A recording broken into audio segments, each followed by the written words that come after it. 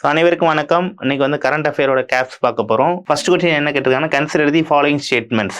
பிரதான் மந்திரி தன் தானிய கிருஷி சிஞ்சே Yojana involves merger of 36 existing agriculture scheme அப்படின்னு சொல்லியிருக்கிறாங்க. கரெக்டாக தான். இந்த ஸ்கீம் வந்து பார்த்தீங்கன்னா இதுக்கு முன்னாடி இருக்கக்கூடிய 36 அக்ரிகல்ச்சர் ஸ்கீமை மெர்ச் பண்ணி கொண்டு வந்தது தான் இந்த ஸ்கீமு. கரெக்டான ஸ்டேட்மெண்ட் தான் அது. அடுத்து it will be implemented in 100 district. So முதற்கட்டமாக 100 மாவட்டங்களில் இதை வந்து இம்ப்ளிமெண்ட் பண்ணுறாங்க அப்படிங்கிறதும் கரெக்டு தான். ஸோ இதுக்கு வந்து ஆன்சர் வந்து சி, ரெண்டுமே கரெக்டு தான்.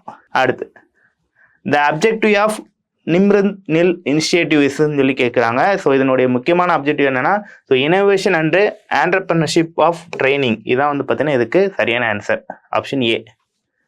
அடுத்து which of the following state government has launched the tribal genome sequencing project அப்படின்னு சொல்லி கேட்குறாங்க. எந்த ஸ்டேட் வந்து பார்த்தீங்கன்னா இந்த ட்ரைபல் ஜீனோம் சீக்வன்சி ப்ராஜெக்டை லான்ச் பண்ணியிருக்கிறாங்கன்னா Gujarat, second option.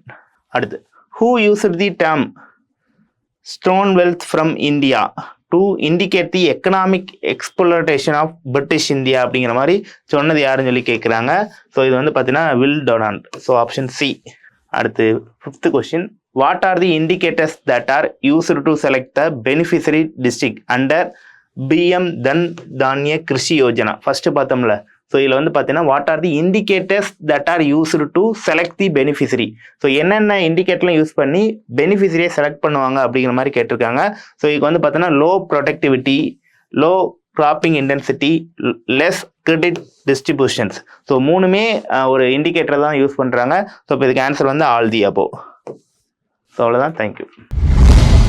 Suresh IAS academy, வெற்றியின் முகம்.